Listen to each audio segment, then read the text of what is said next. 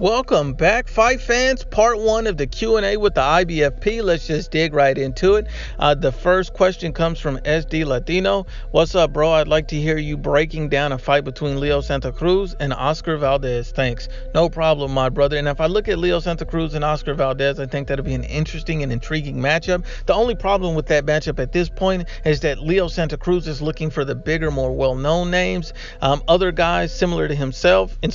And I feel like looking at him and Oscar Valdez, I don't think that these guys are in the same point or what they're looking to achieve at this point. I think Oscar Valdez at this point is looking to fight, to try to tighten up and hone his skills a little bit more. He's under a new trainer, Eddie Reynoso. So I think he needs another fight or two to get 100% adjusted and get his game plan, his head moving, and his defense down packed. And then on the other hand, I think Leo Santa Cruz is ready for the biggest and best fight. And I think the best fight out there for him is Gary Russell Jr. I think that's a fantastic fight. I think it's a close fight, an entertaining fight, a thrilling fight, and a type of fight that could produce, a trilogy. So I hope that answers your question, brother. The next question comes from Marcos Gutierrez. Question: if Lomachenko isn't a top 3 pound for pound because he has a loss to Salido. And yes, Marcos, you got that from me. You're absolutely right. I said that. Your words, not mine. Then why is Canelo number 1 in your eyes when he lost easily to Mayweather? Got gifted a good decision against Golovkin 1 and lost to Miguel Cotto, according to Julio Cesar Chavez and Marco Antonio Barrera, that were sitting at ringside. This is the 3rd time I ask you. Well, I'll answer it for you, Marcos Gutierrez, and I'll answer it very clearly. Now, I appreciate the question too, brother, and let me just break it down openly and honestly as possible. Vasil Lomachenko best wins come against a Jorge Linares who has already been destroyed, who's already been stopped, and he got dropped in that fight. His next best win came against who? A small Guillermo Rigo. And then his most recent best win against a Jose Pedraza came against a fighter where he looked terrible going through the fight. Yes, he won the fight. Yes, he unified a belt. Congratulations, Vasil. But there's literally an asterisk behind every single fight that he fights. Now, the difference between Canelo losing to Floyd is that Floyd Mayweather Jr. is considered the greatest fighter of this past era. So losing to the greatest fighter of the past era when you're a young, hungry Canelo Alvarez compared to losing to Orlando Salido, a guy who's been walked over, there's really no comparison. So the fact that you're even mentioning Loma and Canelo in the same breath makes no sense to me, brother. Because if you look at it honestly and unbiasedly, Loma hasn't done enough. I understand you like Loma. I understand that you feel Loma's a great fighter. And I think that he's an elite level fighter. I think he's a pound for pound fighter. I just don't have him in the top 3 because I don't see him doing enough. See, I noticed you say that, he got gifted a decision against Golovkin 1. Why didn't you mention Golovkin 2? Because that means you knew he won Golovkin 2. So if you saw him winning Golovkin 2 and winning the belts, that's why people have rematches, to clear it up. Where is Vasil Lomachenko's rematch with Orlando Salido?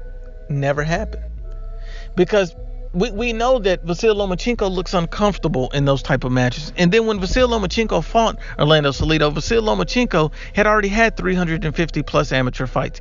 Things that Canelo Alvarez didn't already have. Canelo Alvarez didn't have that level of experience coming in against, a Floyd Mayweather.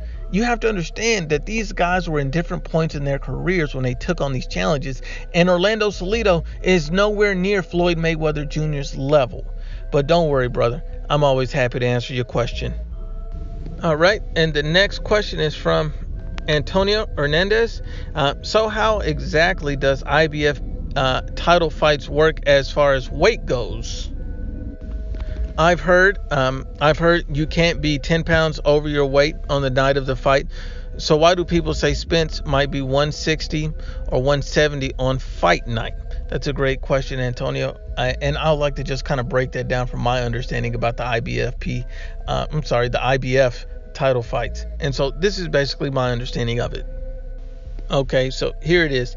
Typically for IBF title fights, the boxers weigh in the day before the fight and then are required to participate in a weight check the morning of the fight, at which they are not allowed to be more than 10 pounds over the division limit. So that is the morning of the fight.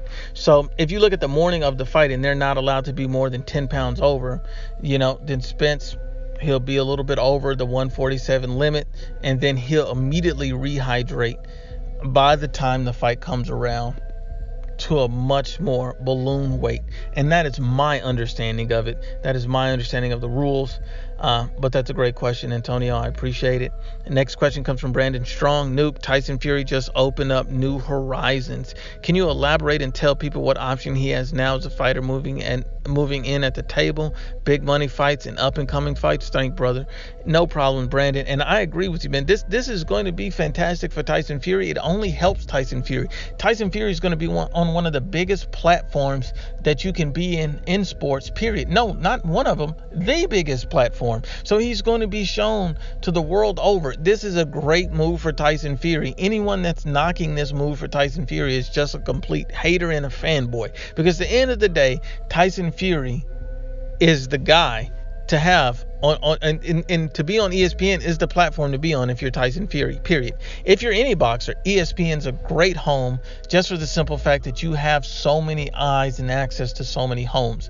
And the only thing is, if he would have went to the zone, that would have been great too, because you have Anthony Joshua, the unified champion. But the fact that ESPN and the zone have already shown a propensity to be able to work together, Top Rank and Matchroom Boxing, these guys have worked together. The only promotional company that doesn't work together is the PBC. They like to keep all their fights in-house. They like to keep all their fights to themselves and their fighters. They don't like to go outside too often, only when it benefits them. And that's what's wrong with boxing. But when you look at Tyson Fury, literally he can fight anyone. So that means the Anthony Joshua fight is still on the table. The Dillian White fight is still on the table. The Alexander Usyk fight is on the table. The Joseph Parker fight is on the table. He has all the options in the world because Matchroom Boxing has shown that they're open to do business with Top Rank, just like they did in so many other fights. So you have to look at it. This is a great thing for boxing. It's a great thing for Tyson Fury, and it's a great move overall. Thank you, brother. The next question comes from El California. Which boxer, active or retired, has the most irritating or ignorant fan base in your opinion? I have to be honest, El California. And that fan base will have to be Errol Spence Jr.'s fan base. And it's because these guys don't think with logic and reason. It used to be the Deontay Wilder's fan base. But, what's changed is that after they saw Deontay Wilder get destroyed by Tyson Fury, it kind of brought them down to reality. Then it was the Charlo brothers. And after they saw them, get and humiliated and exposed, it brought them down to reality. And so at this point, Errol Spence Jr. is the one that needs to be brought down to reality, because he's still fighting opponents who've already been stopped or hurt in previous fights, and now he's fighting a guy 2 divisions under him and acting like this is going to make him a superstar, or that he's some super amazing fighter if he beats Mikey. And so at the end of the day, it's because his fan base act like they see no flaws in Errol Spence, like there's no chance he could lose a fight, and that he's an elite level boxer all around, is foolish. I mean, you have fanboys all over the place that just don't want to understand facts. They'll literally get on here every day and defend this guy, and that's fine if you want to defend him, and whether it's against anybody. But at the end of the day, you can't ignore facts, and Mikey's a better boxer than Spence. And even if you take Mikey out of the equation, Spence has ducked Terrence Crawford. Spence avoided Kell Brook on a rematch. If Errol Spence Jr. was the monster that they say he was, these things wouldn't have happened. Thank you very much. Great question, brother. Next question comes from Emmanuel Daharo. What's up, Nuke? In the Canelo Jacobs fight, they will only be allowed to rehydrate 170. Is there a set limit in the Mikey Garcia Errol Spence Jr. fight? Now, as far as that fight goes, I don't think they made an official announcement about the weight. So I can't say for certain. I don't know if they've ever made that information public. So I'm just going to go based off past history about the IBF weight limit and how that works. Because anything other than that, I'm not certain, because they haven't said for certain. But I can give you the breakdown. And is that, For the IBF title fights, the boxers weigh in the day before like a standard fight, and then are required to participate in a weight check the morning of the fight, which they can't be more than 10 pounds over the limit. And so I'm assuming that's going to be the same for this, because the only time that's waived is in a unification fight. So I'm assuming that should still be in play here for the Mikey Spence fight. Great question, Manuel. The next question comes from Al B. Al B states, what up, Nuke? What's up, Al B? Al B states, did you catch the PBC fights over the weekend? Break down the Omar Figueroa versus John Molina Jr. fight. I personally thought it was a close competitive fight, but I think Omar won the fight. I don't agree with the judges' scoring, but wow, Omar was buckling Molina multiple times throughout the fight. Now, second question. Well, let's start with that. The Figueroa versus the John Molina fight. Now, I agree that it was a very close fight. The judges had it way too wide, and it was a very close fight. And so I wouldn't have been mad no matter who you had winning, really. But what made it look like a robbery was the fact that they had to score so wide. It seemed like they weren't really grading the right way on the fights. It was almost like they had predetermined that, Omar Figueroa was supposed to win this fight no matter what. And I understand that's not Figueroa's fault. I mean, at the end of the day, he came to fight. He did what he had to do. But he did not look fantastic in this fight. So you couldn't have been mad if they would have given the fight to Molina. But at the same time, I think the most accurate outcome for this fight would have been a draw. I think the guys need to rematch each other. I think that's the type of fight this was. It was a fantastic fight. It was a good fight, entertaining fight. And I think a rematch would be appropriate. I'm not saying one guy did enough to win over the other, in my opinion. I have no complaints with you thinking that Figueroa won, but I agree the margin was way too wide. That's completely egregious. And the next question, what did you think about the commentating during that fight? I thought Jim Lampley was bad, but I couldn't believe how shitty the commentating was and how the favoritism of each commentator shone through.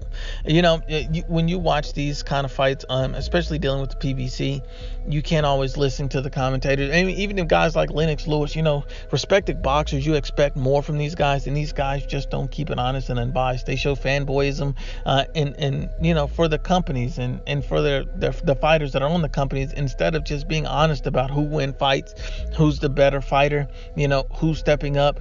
And for Lennox Lewis to come out and say things about AJ ducking Wilder and all these type of things, that's nonsense, and it clearly shows his fanboyism. So at that point, I realized that these are the type of guys, and this is the type of rhetoric that they spew. I can't take them too serious for many other fights. Great question, brother. Next question comes from Junior Moreno. When Manny Pacquiao beat Barrera and Morales, was Pacquiao just that talented, or were there factors to their losses? Barrera looked horrible. I think Pacquiao was just that talented, to be honest with you. I mean, if you look at Manny Pacquiao, he's an elite level fighter. He's one of the best fighters of this generation, of this past generation, during the Floyd Mayweather era. And Manny Pacquiao is still competing in this era, and is more than likely has the ability to compete and win against a world champion at 147 right now. That's how talented Manny Pacquiao is. Even at his advanced age and diminished skill set, he still is a competitive fighter for anybody. He's not going to be a walkover or a pushover for anybody. No one. And so I think that's the interesting thing. I think Manny Pacquiao is just a special fighter. But that's a very great question. Next statement that Junior Moreno has is, you have to talk to these fuck boys like you would talk to little kids. I agree with you, brother. These guys out here just, they just don't listen. The next question comes from Barry Goldstein.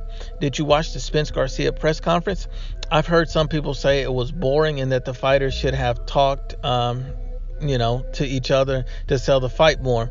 To me, they would have been a bit out of character, but we all know if it was a circus, they would have created even more hype over the fight. This is why Broner lands big fights. It's not because he's good. It's because of stuff like this, basically. I mean, it's because of all the smack talk, and people want to watch him to see him get beat up.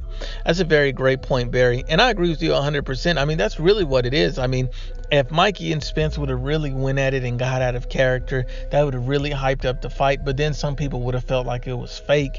It may not have been real because it's not who these guys are. Because even when Broner gets the big fights, these fights aren't really even that massive of events, if you're being honest with ourselves. Manny Pacquiao versus Adrian Broner didn't even do as good as most people thought it would have done, just for the simple fact that Adrian Broner is not even looked at as a serious fighter. Like, people have some intrigue in it, and of course people will always tune in to watch Adrian Broner get beat up, but he's just not the guy that's going to draw a huge crowd at this point in his career anymore, because everybody's already seen him. We already know what to expect when Adrian Broner comes in.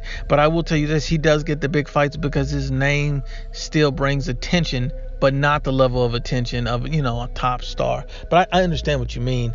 I think that, Spence-Garcia did the right thing, stayed in character, stayed true to forms, stayed true to who they were, and all the hardcore boxing fans and even the casuals are excited for this, just because it's a fight where you can tell two guys are serious, focused, and dedicated. It's rare you get a fight like this where you get two undefeated world champions in their primes, ready to face off, skill versus size, and you can see who the best man is at the end of the day. Okay, thank you very much for that, Barry. The next question Barry has for me is, Nuke, I'm an older boxing fan, been watching boxing since the 70s, just wondering why the word weight bully is being thrown around so loosely. I've watched great welterweights like Hearns, Trinidad, De La Hoya, Ray Leonard. These guys were huge, all between 5'10" and 6'1" in big frames. No one of these guys called weight bullies. Of course, they eventually moved up as they got older and they couldn't make the weight. In boxing, your goal is to fight at the lowest weight possible in order to capitalize on any physical advantages you possess. To me, weight bullies are guys like Orlando Salido, Tank Davis, Quillen, who don't make their weight and still get to fight. Hell, even Ray Robinson fought lightweight at one point. Now, I agree with you. That was a commonplace in boxing, and that's how it used to be viewed as. But as people have evolved and the sport has changed, and you look at things now, that's why they put in weight limits and rehydration clauses in the contracts, because guys want more of a fair fight, and people want to see. People are getting tired of seeing the little guy getting, fighting a guy that should be up 2 divisions. When people call a guy like Errol Spence Jr. a weight bully, it's not because they dislike him, it's because they see that Errol Spence Jr. should be fighting at 160. But most people know that Errol Spence can't compete at 160 because he doesn't have the boxing skill to compete with Canelo, Danny Jacobs, Demetrius Andre, or Billy Joe Saunders. He get blown out of the water easy. So his best opportunity to be a champion and look fantastic is 147, and so that makes sense why he's draining himself down. And yes, just because you can make the weight, because when you're younger you can make those weights, but you're still training yourself to make the weight.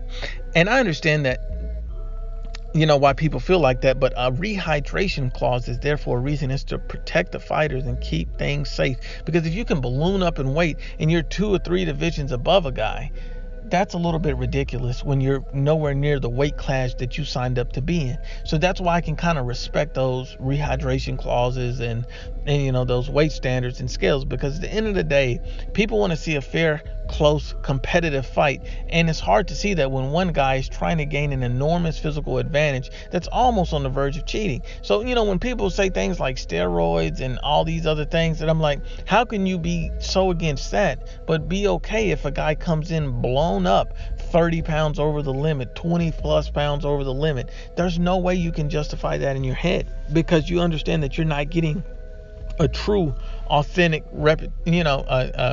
visualization of how talented the guy is. You're just getting a big guy versus a small guy each and every time out, because the guy's draining himself to make the weight. And the fact that he can make the weight or doesn't make the weight is irrelevant, because at the end of the day, he should be fighting at a higher weight. That's really what it is. But that's a fantastic question, Barry, and I agree with you. That's how boxing used to be back in the days. But things have changed a little bit as the sport has evolved. Great question. But this concludes part 1 of the Q&A with the IBFP. Please share, like, and you must absolutely subscribe.